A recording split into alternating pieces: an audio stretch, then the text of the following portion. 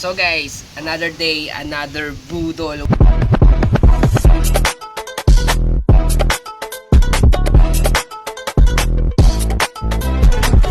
This is Rush Daily, and for today, meron tayong pinadala sa atin, which is the Dr. Micrometer Adjustable Torque Wrench, which is 28 to 210 Newton meter. So ayan guys, itatry natin saktong-sakto kasi magbabaklas tayo ng gulong kasi magpapalit tayo, no? Kasi yung brake shoe natin is tumutunog. Ayan. Kung naririnig nyo, gumagalas-gas yung ating gulong sa likod dahil sa shoe brake. Kaya umano tayo guys, bumili din tayo ng RCB na brake shoe for replacement dun sa ating gumagasgas na shoe brake. And guys, ito yung gagamitin natin, si Dr. Micrometer. Titignan natin kung gaano siya ka-effective or gaano kaganda na gamitin, no? Kung recommendable ba siya, no? Papakita natin. So, kung hindi tayo gagamit ng impact wrench, ayan, hindi tayo gagamit impact wrench, puro ito lang. Titignan natin kung mababaklas natin itong ating gulong, no? Isa pa naman sa mahirap baklasin itong sa tambucho, sa swing arm, at sa axle ng gulong. So itatry natin guys. First of all guys, syempre titignan natin yung unit kung ano ba siya. Ayan. Ayan, maganda guys, may case kasi siya. Ito yung case.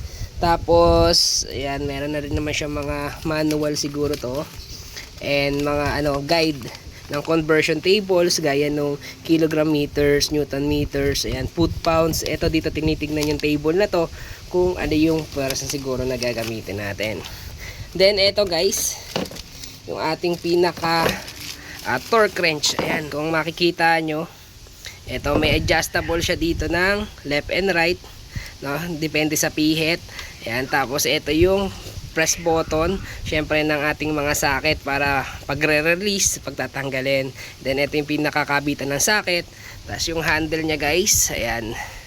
Tapos ito guys, yung pinakamagandang feature nito, which is the torque adjustment. Ayan, dito natin ina-adjust kung gaano kalakas ba yung ating newton meter o yung pwersa na kailangan natin, no? Yung paghigpit ng ating mga tornilyo kasi pag sumobra, loose thread, di ba? Tapos ito guys, ayan, adjustable yan, naro-rotate.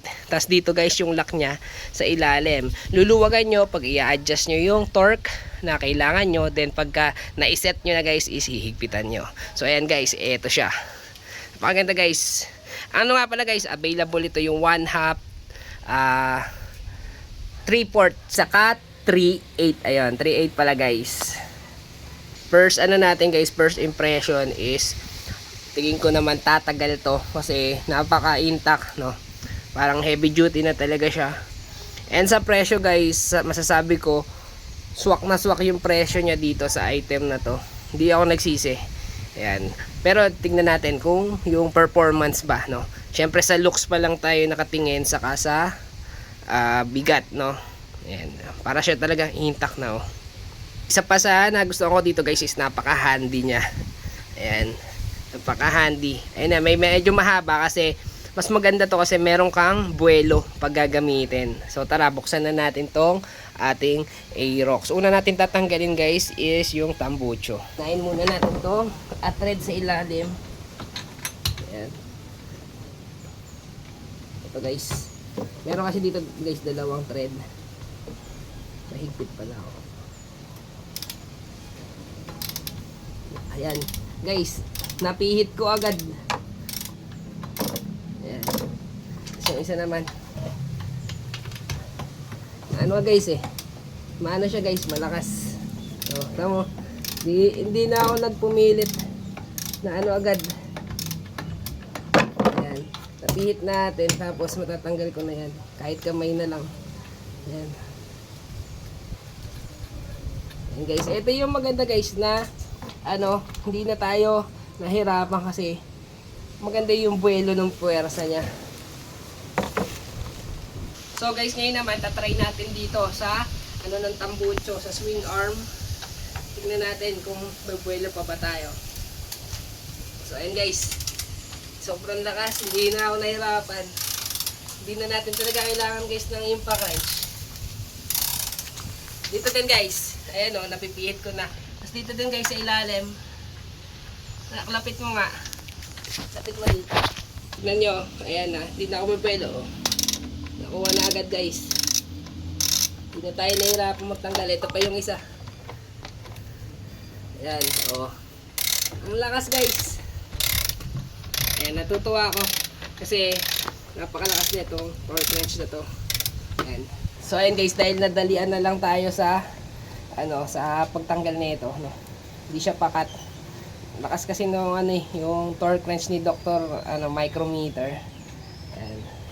Nakakatuwang gamitin guys. Kahit di ka na gumamit ng impact wrench, kaya. So ayan guys, natanggal na natin dahil dun sa ating torque wrench ni Micrometer. Nakakatuwa naman. Ayan guys, nakaisa na tayo. So guys, ito yung pangalawa. So ito yung last, yung pangatlo sa tambocho guys. So papabaklas na natin. Ayan.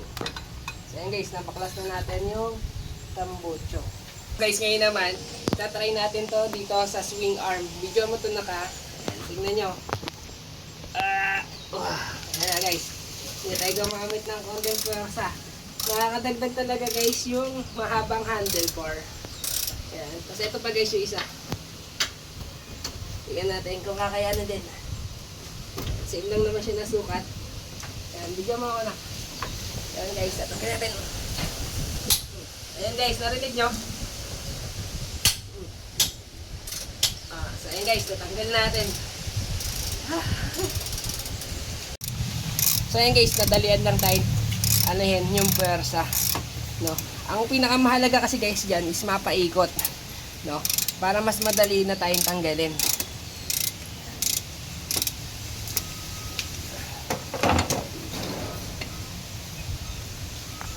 Ayan, tas guys, pwede nyo na siyang manualin. Ayan.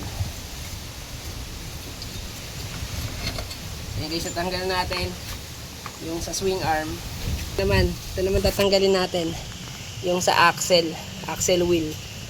So guys, ito yung challenge. Dito ka sa kabila.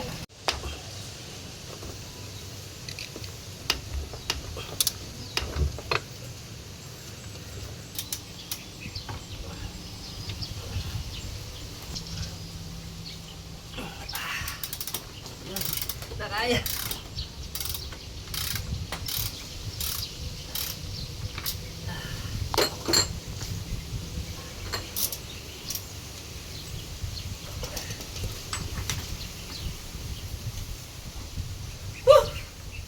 Hey guys, medyo nahirapan tayo dito sa axle. Yan, axle nut. Medyo matigas kasi matagal din to bago nabuksan. So ayun guys, dito tayo medyo natagalan sa axle nut. Ayan, kaya naman niya, kaya lang kailangan talaga ng puwersa. Ayan. Tapos tanggal na natin.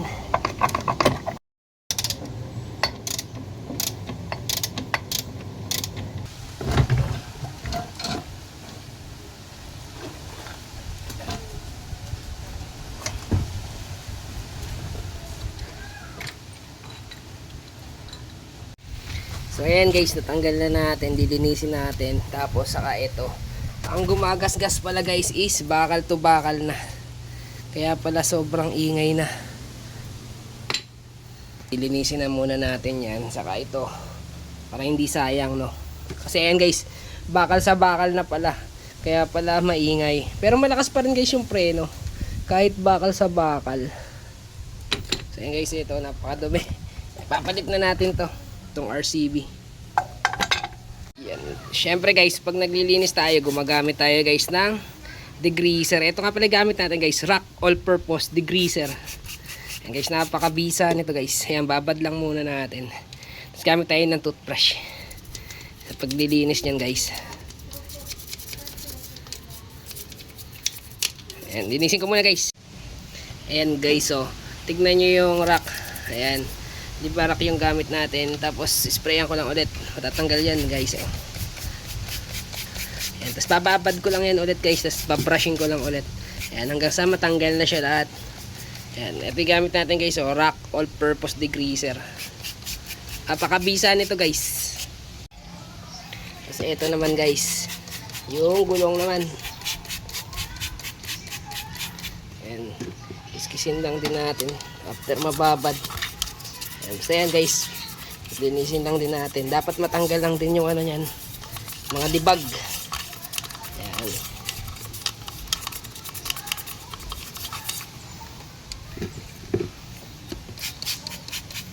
Babad muna natin. So ayan guys, mas lumiwaliwanag, may mga mancha na hindi na natin matanggal.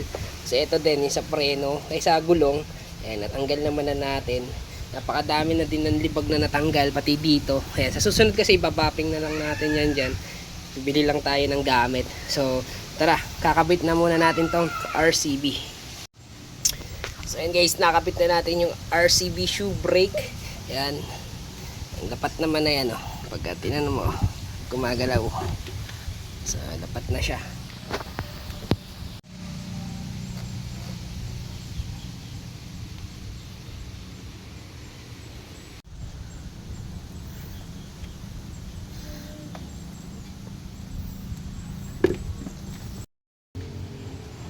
Guys, babalik na natin tong gulong. Linis na rin naman natin. Ito guys. Yan.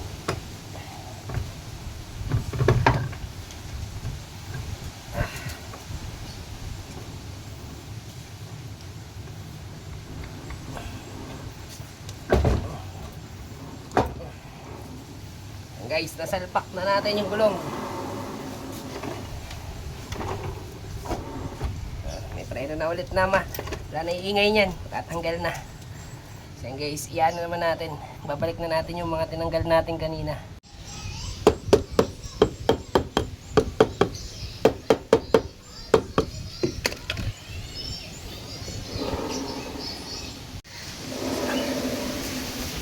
So guys, naayos na rin natin yung preno na balik na natin sa dati. So ngayon naman sasarado na natin.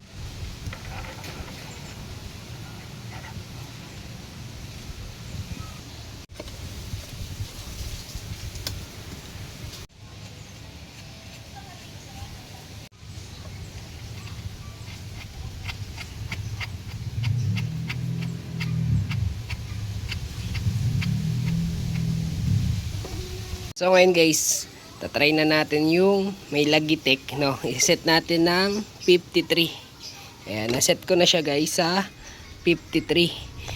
Tapos, tatry natin to dito. Ito, kung Logitech. Nakaset siya ng 56. Dapat dito kasi 56 yung ano niya. Tignan natin kung lalago to. So guys, ito yung sinasabi kong features niya na pag sinet natin siya sa, ayan, kagaya dito, ito. 56. Ayan. Tapos, iaano natin, di ba? Ihigpitan pa natin. Ayan. Naririnig niyo yung lagutok. Ayan. Hindi na siya mapihit, no? Kasi, iyon na yung nakaset natin na torque, no? So, iyon na yung tamang higpit niya. Iyon yung kinaganda pag naka-torque wrench ka ni Dr. Micrometer. Ayan. Napakaganda guys. Ito yung lagutok, oh. Ayun, oh. Hindi na siya maano. Ayun, oh. Hindi na siya mahigpitan pa kasi yun na yung pinaka-torque niya. Kung saset mo siya ng 120, ganun, tapos ginanto mo, ayan. Ano pa siya, iikot pa siya. Tapos isaset natin na hanggang marinig natin tong lagutok. Kagaya nito, naka 56 lang siya. So, ayan lang, hanggang dun lang siya sa 56. Hindi siya mahigpitan, hindi siya malulose thread. Iyon yung kinagandahan nitong Dr. Micrometer at torque wrench. Ayan. Maganda yung may ganito guys. So ayan guys, check natin kung tama yung torque natin. So ayan guys, ulitin ko, 56. Ayan. Ayan, tama. Kasi ito guys, tignan natin kung tama din. So ayan guys, narinig nyo yung Logitech, tama din siya. Saka ito guys, ayan. Ayan, titignan natin kung tama lang, no? So ayun guys, naririnig nyo yung Logitech. Ayun guys, tama. Magkakapareha sila ng torque. So pag bubuksan natin yan guys, di na tayo mahihirapan. So ayun guys, nakapaglagay na tayo ng preno. Then nalagay na natin yung RCB. Nabuksan natin yan gamit to. Ito yung torque wrench ni Dr. Micrometer, 28 Newton meter to 210 Newton meter. Guys, napakaganda nito, heavy duty, no? So ilalagay ko guys sa yellow basket. So you can order now, you can check out now. Oh yeah, torque wrench, Dr. Micrometer. I'm the bad guy. I'm the